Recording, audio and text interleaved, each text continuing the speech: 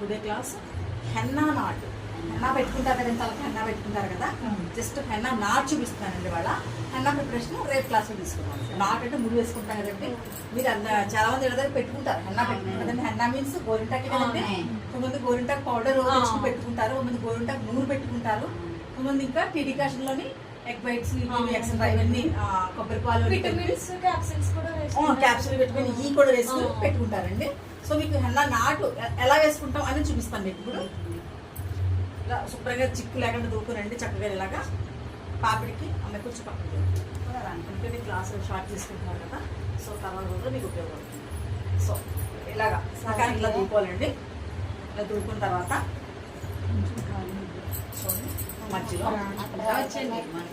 చూడు చిక్కు లేకుండా దూకుని సగం తీసి వీడియో వస్తుంది పక్క జరగండి.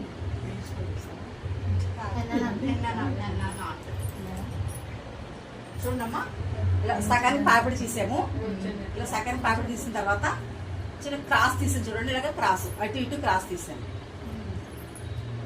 ఇప్పుడు మనం హెన్నాని ఎక్కడ అప్లై చేస్తాం? ఇలా పాపిడిలో తీసాం కదండి, ఈ పాపిట్లో ఇక్కడ ఇక్కడ ఇలా ఫుల్గా అప్లై చేస్తాం. ఇలా అప్లై చేసిన లోపల కాబట్టి మొత్తం ఫుల్ ఇలా అంతా అప్లై చేస్తాం మొత్తం.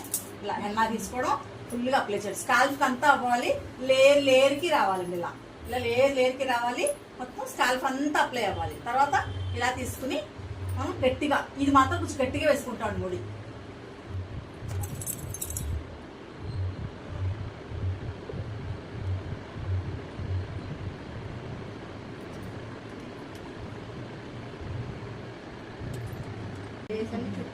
ముడి వేసుకుని చుట్టుకుంటే గట్టిగా, ఇది ఎప్పుడైతే పునాది గట్టిగా ఉంటుందో మీకు అది నిలబడుతుంది. నెక్స్ట్ పట్టుకోమంటారు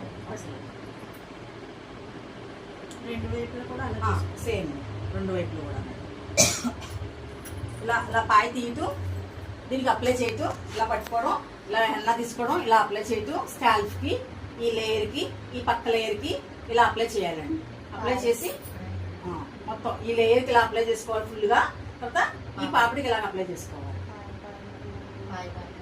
చూడండి ఈ పక్క నుంచి తిప్పుతాను చూడండి, ఇలాగా రివర్స్ లో తిప్పుతాను చూడండి. రివర్స్ లో తిప్పుకుంటే అండి మీకు నాటు నిలబడుతుంది, ఊడిపోకుండా ఉంటుంది, గట్టిగా ఉంటుందండి. రివర్స్ లో పెట్టుకోవాలి, లేయర్స్ ఎప్పుడు కూడా రివర్స్ లోనే పెట్టుకోవాలండి.